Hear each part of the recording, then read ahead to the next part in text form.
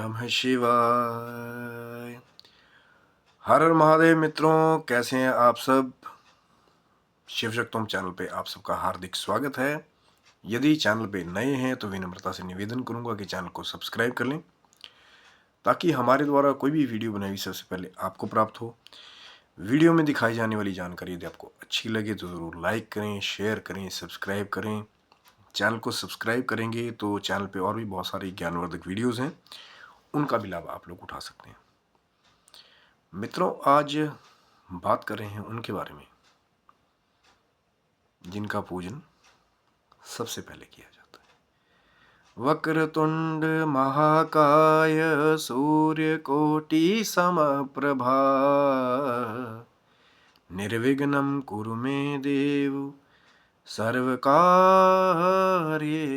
सर्वदा। ओम श्री गणेशाय नमः।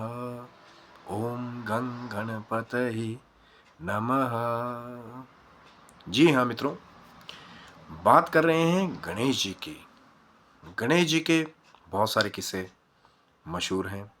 उनके नटखट चरित्र के बारे में, उनके शरारती चरित्रों के बारे में और अलग अलग भक्तों पे हुई उनकी कृपा के बारे में बहुत सारी चीज़ें जो हैं वो प्रचलित हैं कि गणेश जी कैसे अपने भक्तों का उद्धार करते हैं, उनके विघ्नों को दूर करते हैं, क्योंकि गणेश जी को ही विघ्नहर्ता कहा जाता है। और जैसा कि उनको आशीर्वाद प्राप्त है त्रिदेवों का, भगवान शंकर का आशीर्वाद है कि सबसे पहले उनका ही पूजन होगा, तब जाके बाकी किसी का भी पूजन जो है वो सफल माना जाएगा। और इसीलिए हमारे वेद में, हमारे पुराणों में गणेश जी की महिमा बहुत बहुत एक बड़े आधार पर प्रस्तुत की गई है। और इसीलिए मैं हर बार बात करता हूँ साधकों से भी, या कोई भी आप कार्य करते हैं, ज़रूरी नहीं है कि वो सिर्फ पंडितों के लिए है या जो वेद पुराण बाँचते हैं उनके लिए है, लेकिन जो अपने जीवन में कोई भी कार्य करते हैं, जो हिंदू मान्यताओं के साथ जुड़े हुए हैं, सनातन परंपराओं के साथ जुड़े हुए हैं, हमारे वेदों में, पुराणों में जो अमूल्य ज्ञान बताया गया है उसके चरण अरविंदों पे चलते हैं। और कहीं ना कहीं जो ऋषि मुनियों ने अपने बहुत सारे हजारों सालों की तपस्या का फल जो मानव जाति के लिए वेद के रूप में दिया है, जैसे महाराज वेद व्यास जी का आशीर्वाद हुआ है, जो उनके हिसाब से चलते हैं तो फिर कहीं ना कहीं वो जीवन में मार नहीं खाते और बुजुर्गों की कही भी वो जो बात है वो हमेशा सत्य निकलती है। लेकिन कई बार ऐसा होता है कि अहंकार में आकर के हम लोग अपने आदि अनादि देवताओं को भूल जाते हैं। जब थोड़ा थोड़ा मिलने लग जाता है ना, तो थोड़ा थोड़ा अहंकार बनने लग जाता है, तो आदमी भूल जाता है कि हाँ, मैंने किसी का पूजन भी करना है या कोई मुझसे बड़ा भी है। और इसीलिए अहंकार सबसे खतरनाक है कि जब बुद्धि पे सवार हो जाता है तो फिर नहीं देखता कि आगे कौन है कौन। तो ऐसी एक बार एक बड़ी ही रोचक कथा है गणेश जी और दशानन रावण के बारे में, जिसके बारे में आज आपको मैं श्रवण करने वाला हूँ।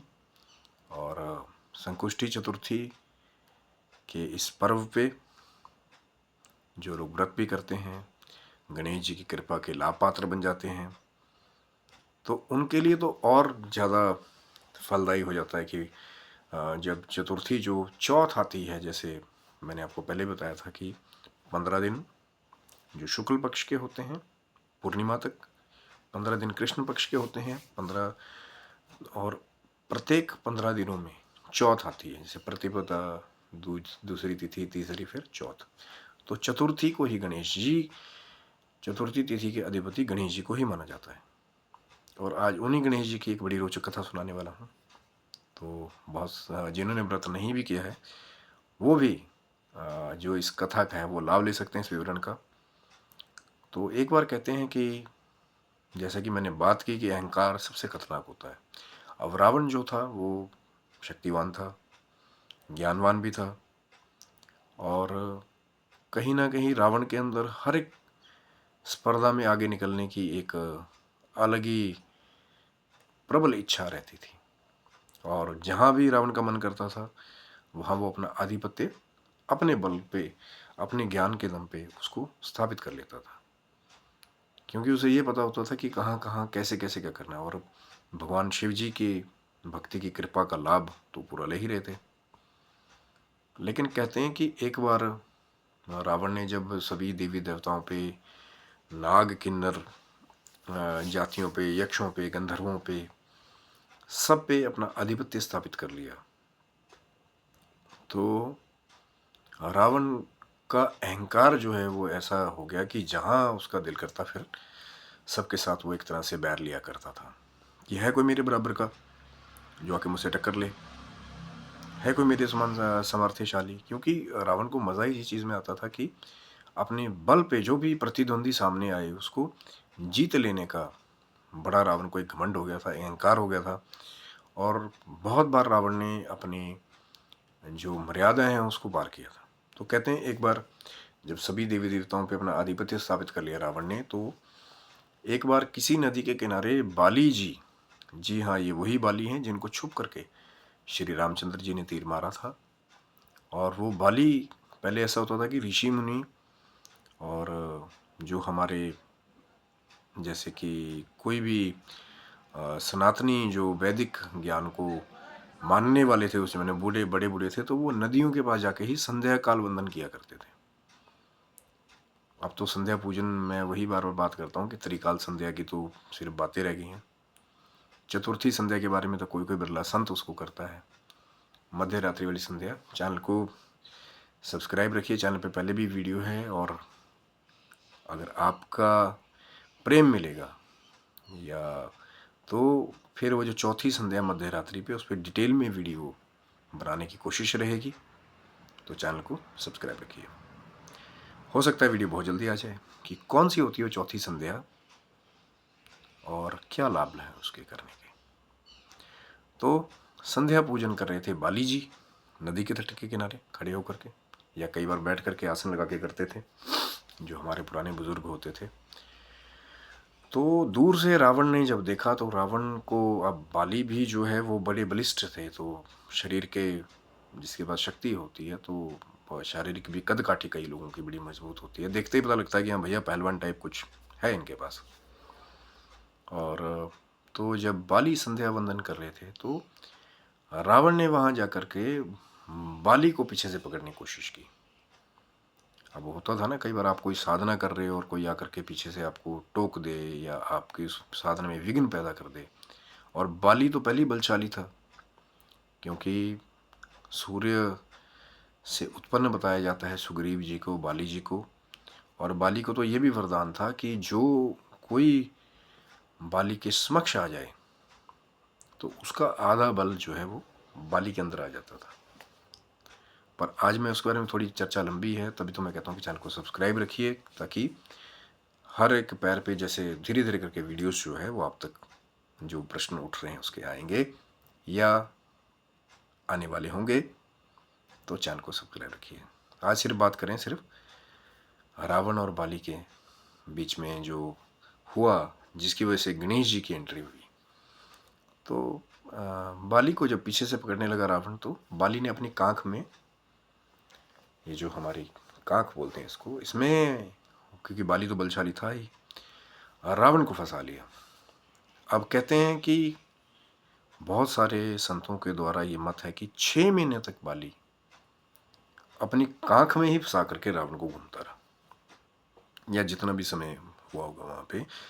कई संतों के द्वारा अलग अलग कहानियाँ कही जाती हैं। तो जब बाली ने कांख में फंसा के रावण को रखा, तो उसके बाद कहते हैं कि बाली रावण को किष्किंधा लेकर के आ गया, जो नगरी थी उसकी। क्योंकि बाली उसमें बड़ा था, जब तक बाली का अंत नहीं हो गया था, तब जाके जब बाली को मार दिया था श्री रामचंद्र जी ने, उसके बाद फिर सुग्रीव को आधिपत्य मिला था वहाँ का। नहीं तो पहले वहाँ के राजे बाली ही थे। सुग्रीव जो है वो छोटे भाई थे बाली के। तो बाली जो है वो रावण को पकड़ करके किष्किंधा ले आया कि अब तो नहीं छोड़ूंगा, अब तूने गलत पंगा ले लिया है। कई बार शेर को शवा शेर टकर जाता है और कांख में फंसा करके बाली किष्किंधा ले आए। और कहते हैं कि फिर जब बाली का क्रोध थोड़ा शांत हो गया तो फिर अंगद जी को सौंप दिया रावण को कि खेलने के लिए बेटा इसके साथ खेलो। और कहते हैं कि रस्सी में बांध करके रावण को अंगद को डोरी पकड़ा दी गई कि बेटा खेलो इसके साथ में, एक नया खिलौना लाए हूं मैं आपके लिए, 10 सिर वाला, ऐसा किसी के पास नहीं होगा। तो अंगद तो बालपन में थे तो लगे वो भी कभी यहाँ रावण को घुमाने, कभी वहाँ रावण को घुमाने। तो कहते हैं कि ऐसे ही करते करते राज्य में रावण को घुमाया जाने लगा रस्सी से बांध करके। और अपमान, जो बड़ा घमंड करता था रावण अपने बल के ऊपर, तो फिर कहीं ना कहीं उसके अहंकार पे रोज चोट होने लगी कि कहाँ तो थोड़ा सा पंगा लेने के लिए गया था और कहाँ मैं किष्किंधा में आकर के फंस गया हूँ यहाँ पे, और पूरे राज्य में मेरे को घुमाते हैं तो बड़ा उपहास करते हैं मेरा सारे जो प्रजा है जो इस नगर की, किष्किंधा की। तो फिर कहते हैं कि पहले के ज़माने में क्या होता था कि रावण जो है वो राक्षस भी था और राक्षस बड़े मायावी होते थे। तो जो आज की डेट में आपकी टेलीपैथी है वो उस समय भी प्रयोग में की जाती थी कि बैठे बैठे एक स्थान से दूसरे से वार्तालाप करनी है। तो ये टेलीपैथी आज की देन नहीं है, पुराने समय में भी की जाती थी। उड़ने की विद्या होती थी।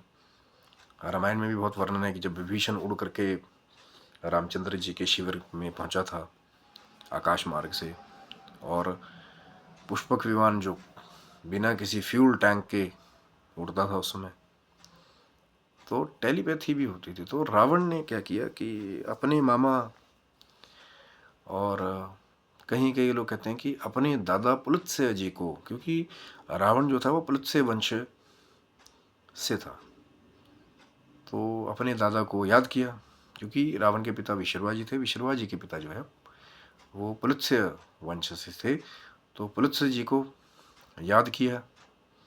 अब कई ऋषि मुनि ऐसे होते थे कि वो सीधा ही तारों में जाके बस जाते थे। उनकी मृत्यु के बारे में, कईयों के बारे में तो विवरण नहीं है। जैसे सप्त ऋषियों के बारे में बात करते हैं कि हर एक मनवंतर में उस सप्त ऋषि बदल जाते हैं। तो रावण ने जब उनका याद किया तो पुलत्स्य जी ने भी जो है पूछा कि रावण के क्या हुआ, बड़े दिन बाद मुझे याद किया है। क्योंकि योग विद्याएं कुछ ऐसी होती थी उसमें सीखी हुई कि अपने जो त्रिनेत्र की हम बात करते हैं, तीसरे नेत्र से सूक्ष्म जगत में किसी के साथ भी आप बात कर सकते हैं। तो रावण ने बात की पुलत्स्य जी से, विनती की कि मैं यहाँ से कैसे निकलूँगा, मैं तो यहाँ फंस गया हूँ। तो पुलत्स्य जी ने कहा कि रावण, एक उपाय है कि आप भी इस बंधन से छूट सकते हो। तो रावण ने कहा कि बिल्कुल बताइए महाराज, कि मैं तो बहुत जल्द छूटना चाहता हूँ यहाँ किष्किंधा से, तब जाके मैं अपनी लंका नगरी को लौटूँ, क्योंकि वहाँ का भी राज्य मेरे बगैर उथल पुथल हो गया होगा। तो पुलत्स्य जी ने कहा कि आप जो है वो गणेश चतुर्थी का व्रत कीजिए और गणेश जी का ध्यान कीजिए। तो गणेश जी जो है विघ्न हरता है, आपके इस विघ्न को गणेश जी दूर कर देंगे। वो कहते हैं कि उस समय कुछ संतों के द्वारा कहा जाता है कि यही जो मास था, पौष मास के आसपास में जो संकुष्टि चतुर्थी आती है, तो उस तिथि को जाकर के जब रावण को वो मार्ग मिल गया, वो ज्ञान प्राप्त हो गया कि पुलत्स्य जी ने रावण को बताया कि कैसे निकलोगे यहाँ से, तो रावण को जैसे कोई एक खजाने की चाबी हाथ लग गई कि हाँ अब कैसे निकलना है। और यही वो समझदार लोग हैं कि जब गुरु मार्गदर्शन कर देते थे तो बिना किसी किंतु परंतु के फिर उस मार्ग में लग जाते थे जैसा उनके गुरु ने उनको आदेश किया होता। तो जैसे आदेश रावण को मिला कि आप गणेश जी की आराधना करें, और कहते हैं कि फिर रावण ने गणेश जी का पूजन किया अपने मानसिक स्वरूप से, और वो व्रत किया। और उस व्रत के प्रभाव से कहते हैं कि क्योंकि बाली का क्रोध तो पहले ही शांत हो चुका था, अब अंगद बच्चे होते हैं ना कि कई बार एक खिलौने से थोड़ा टाइम खेलते हैं, उसके बाद फिर उनको दूसरा चाहिए होता है। तो अंगद के मन में भी वैसी ही एक भावना आई गणेश जी की कृपा से कि अब मुझे दूसरा खिलौना चाहिए, या जो भी कुछ हुआ होगा वहाँ पे उसमें। तो फिर बाली ने भी कहा कि अब शायद रावण ने सबक सीख लिया है, आज के बाद ये किसी से फिर ऐसा दुर्व्यवहार नहीं करेगा और एक मित्र भाव से ये किष्किंधा से जाएगा और फिर मुड़ के ये किष्किंधा की तरफ भी नहीं देखेगा। नहीं तो रावण का तो ऐसा था कि रावण क्या करता था कि जहाँ भी मन करता था तो राजाओं को हरा करके अपना आधिपत्य स्थापित कर लेता था। और फिर जब बाली के मन में भाव आ गया कि अब रावण को छोड़ देना चाहिए, अब सबक मिल गया होगा और मित्र भाव से कभी किष्किंधा की तरफ नहीं दिखेगा, तो गणेश जी की कृपा से फिर रावण को मुक्त कर दिया गया और रावण खुशी खुशी मुक्त होकर के फिर अपनी लंका नगरी को लौट आया। तो ये हुआ गणेश जी की कृपा से, विघ्नहर्ता जी की कृपा से। तो कई बार ऐसा होता है कि बहुत बार हमारे जीवन में बाधाएं आ रही होती हैं, हम किसी और स्थान पे पहुंचना चाहते हैं या अपनी तरक्की की मंजिल की तरफ पहुंचना चाहते हैं, लेकिन बहुत सारी बाधाएं होती हैं कि कोई हमारे जहाँ हम काम कर रहे हैं वर्क प्लेस पे कोई लोग हमारी बाधाएं पैदा करते हैं। कुछ हमें मानसिक बाधाएं खुद की होती हैं, कई लोगों को आंतरिक घबराहट होती है कि कैसे काम करना है, तो उनकी खुद की ही थॉट जो है उनके लिए एक बाधा का काम करती है मानसिक रूप से। और इसीलिए बार बार कहते हैं कि चाहे आप कोई भी कार्य कीजिए, गणेश जी की आराधना एक मस्ट जिसे बोलते हैं कि करना ही है जैसा काम करती है। और जब भाव के साथ आप गणेश जी का पूजन करेंगे, वंदन करेंगे, तो फिर आपके कार्य खुद ही बनने लग जाएंगे। विघ्न जो है वो, और विश्वास रखिए अगर भाव के साथ आप करेंगे तो आपके विघ्न जो विघ्नहर्ता है वो हमेशा हमेशा के लिए दूर कर देंगे। जैसे कि रावण के विघ्नों को भी गणेश जी ने दूर किया। और गणेश जी जो हैं वो, उनका बहुत लोग एक बार बात करते हैं, लेकिन कि गणेश जी का स्वरूप ऐसा है या हाथी जैसा मुख है, लेकिन गणेश जी की जो कृपा है वो भी बहुत बड़ी है। जितना बड़ा उनका माथा बताया जाता है कि बड़ा बड़ा तिलक लगता है, और उनकी शुदा भी, पेट भी बड़ा बताया जाता है, लंबोदर, तो वैसे ही उनकी कृपा भी बहुत बड़ी है। जब गणेश जी के साथ, भाव के साथ गणेश जी का पूजन किया जाता है तो बहुत सारी कुछ ऐसी मैं नाम नहीं लेना चाहूँगा, दुर्घटनाएं हैं हमारे जीवन की, वो भी दूर हो जाती हैं, क्योंकि वो भी एक बाधा का ही काम करती हैं। कोई मार्ग में जा रहा है, आज अच्छा काम कर रहा है, उसको प्रमोशन मिलने वाली है, रास्ते में जा रहा है, उसका कोई एक्सीडेंट हो जाए या परमात्मा ना करे किसी का ऐसा हो, तो एक तरह से फिर वो अपने जीवन में पीछे की ओर चला गया। बाधा आ गई ना जीवन में कि अब वर्क प्लेस पे पहुंच ही नहीं पा रहा है। काम करता, प्रमोशन तो मिल गया, काम तो करना पड़ेगा ना ऑफिस में जाके, लेकिन अब यहाँ बाधा क्या उत्पन्न होगी कि शरीर को रोग आ गया, शरीर को कष्ट आ गया, तो शरीर की वजह से एक बाधा उत्पन्न होगी। अब वो वर्क प्लेस पे पहुंच नहीं पा रहा, जो प्रमोशन आगे उसको और मिलना था वो फिर वहीं का वहीं ठहर गया। तो ये तभी मैं कह रहा हूँ कि कुछ ऐसी घटनाएं, दुर्घटनाएं हमारे जीवन में हो जाती हैं, और बहुत बार ऐसा होता है कि हमारी भक्ति हमारे को उन बाधाओं से, उन विघ्नों से पहले बचा लेती हैं, और कृपा के रूप में फिर जो हमारी तरक्की के मार्ग है वो अपने आप खुलने लग जाते हैं जब ये बाधाएं दूर हो जाती हैं। कई बार तो ऐसा होता है कि हमारे जो आसपास के लोग ही हैं वही हमारी जड़ें काट रहे होते हैं, जेलिसी की वजह से, ईर्ष्या द्वेष की वजह से, कि यार ये तरक्की क्यों कर रहा है, ये भक्ति क्यों कर रहा है, ये मंदिर क्यों जा रहा है, ये ज्ञान की बात क्यों कर रहा है। होता है ना कई लोग, जैसे आप लोग की ख्याति होती रहती है कि यार वो देखा था उनका, उन्होंने बड़ा अच्छा ज्ञान दिया उन्होंने, या बड़ा अच्छा मार्ग बताया उन्होंने। तो कई लोग ऐसे होते हैं कि बहुत कम लोग होते हैं जो दूसरों की तरक्की को देख के खुश होते हैं, ऐसे भी हैं। और कई ऐसे हैं जो दूसरों की तरक्की को देख के जलते हैं, तो फिर आपके मार्ग में बाधाएं उत्पन्न करना शुरू कर देते हैं, जो कि सही नहीं है।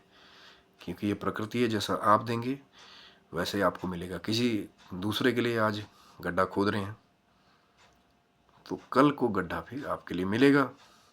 अब हो सकता है फिर वो गणेश जी के रूप में वहाँ पे बाधाएं उत्पन्न हो जाएं। जैसे एक बार गणेश जी ने शिवजी जी को काफ़ी समय के लिए एक ही जगह पे जड़ कर दिया था, स्टिल कर दिया था।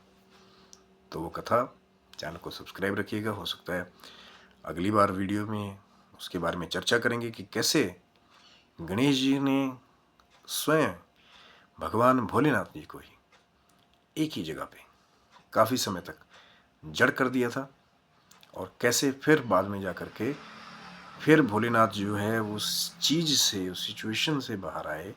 उस पे वीडियो शायद आपको बहुत जल्द इसी चैनल पे शिव शक्तोहम पे आपको मिले, इसलिए शिव शक्तोहम चैनल को सब्सक्राइब रखिए। और भी बहुत सारी पुरानी वीडियोस हैं, उनको भी आप जा कर के देख करके ज्ञान अर्जित कर सकते हैं। तब तक के लिए आशा करता हूँ मित्रों की वीडियो आपको ये आज गणपति बप्पा का अच्छा लगा होगा।